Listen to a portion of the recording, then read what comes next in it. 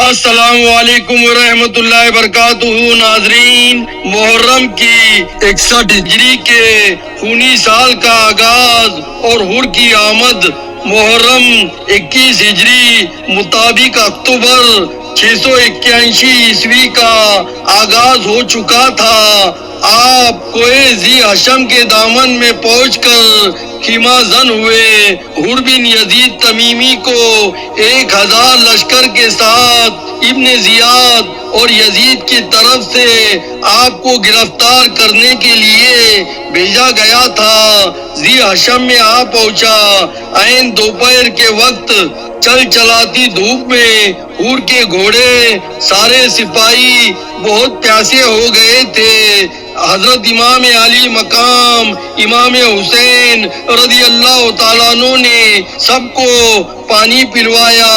حضرت امام حسین رضی اللہ تعالیٰ عنہ کی اس بلند ظرفی کا جو اثر مخالف سردار یعنی حر کے دل پر قائم ہوا، اس کے ظاہر ہونے کا ابھی وقت نہ آیا تھا کہ اس احسان کے بعد اب اس بزرگ فطرت انسان سے کس طرح گفتگو کروں۔ امام نے بھی اپنی فطری استقلال و اطمینان کے وجہ سے اس وقت کچھ نہ پوچھا کہ تم کیوں آئے ہو اور کیا مطلب ہے۔ حر کے سپاہیوں نے کچھ دیر آرام کیا، یہاں تک کہ نماز ظہر کا وقت آیا۔ حضرت امام علی مقام امام حسین رضی اللہ تعالیٰ عنہ نے حجاج بن مسروق ضعیفی کو اذان کا حکم دیا۔ اذان کے بعد آپ لشکر حر کے سامنے تشریف لائے اور حمد و ثنا کے بعد حر اور اس کی فوج کو مخاطب کرتے ہوئے ارشاد فرمایا، اے لوگو، میں خدا تعالیٰ کی بارگاہ میں اور تمہارے سامنے اپنی صفائی پیش کرنا چاہتا ہوں کہ میں تمہاری طرف اس وقت تک نہیں آیا جب تک تمہارے خطوط میرے پاس نہیں آ گئے کہ آپ ہماری طرف آئے۔ ہمارا کوئی امام نہیں، شاید خدا تعالیٰ آپ کے ذریعے ہم لوگوں کو ہدایت پر جمع فرما دے۔ اب اگر تم لوگ اپنی بات پر قائم ہو تو میں آ ہی گیا ہوں۔ اگر تم عہد و پیمان کر مجھے پورا اطمینان دلا دو تو میں تمہارے شہر چلوں، اور اگر تم ایسا نہیں کرتے اور میرا آنا تمہیں ناگوار ہے تو میں جہاں سے آیا ہوں وہی واپس چلا جاؤں۔ یہ سن کر سب لوگ خاموش ہو گئے اور کسی نے کوئی جواب نہیں دیا۔ آپ نے مؤذن سے کہا، اقامت کہو۔ حر سے پوچھا، میرے ساتھ نماز پڑھو گے یا الگ؟ حر نے کہا، آپ رضی اللہ تعالیٰ عنہ نماز پڑھائے، ہم سب آپ کے پیچھے نماز پڑھیں گے۔ چنانچہ ایسا ہی ہوا۔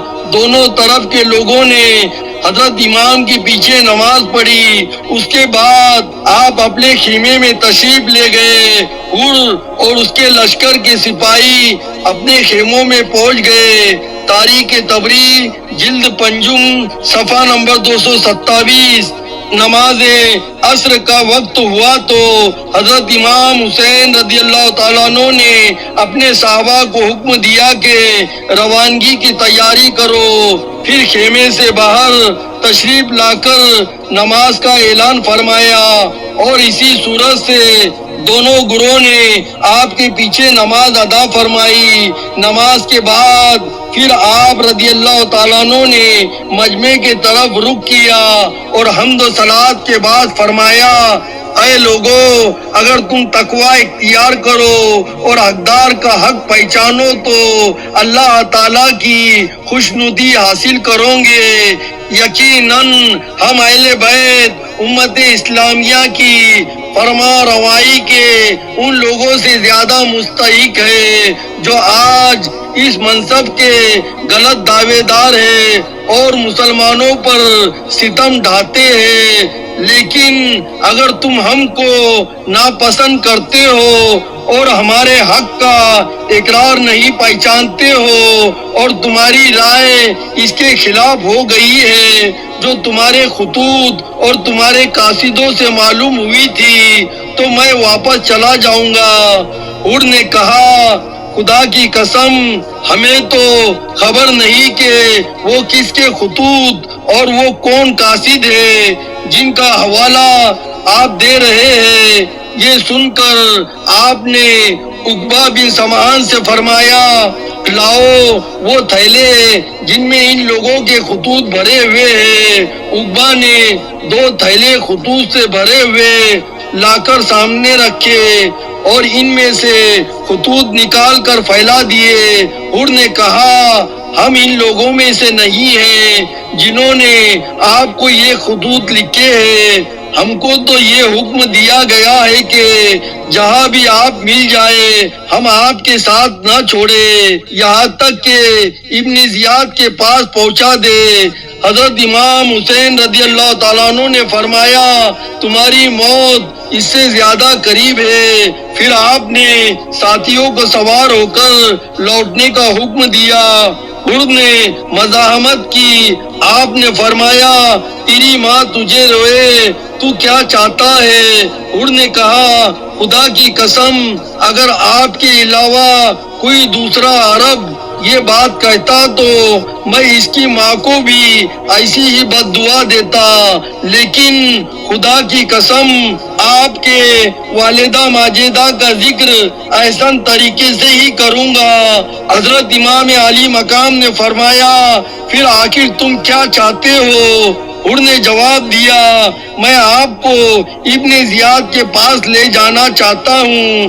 آپ نے فرمایا خدا کی قسم یہ نہیں ہوگا۔ حور نے کہا پھر بخدا آپ کو چھوڑوں گا بھی نہیں۔ یوں ہی 3 مرتبہ رد و بدل ہوئی۔ آخر میں حور نے کہا مجھے آپ سے لڑنے کا حکم نہیں دیا گیا ہے، مجھے صرف یہ حکم دیا گیا ہے کہ میں آپ کے ساتھ ساتھ رہوں یہاں تک کہ آپ کوفہ پہنچ جائے۔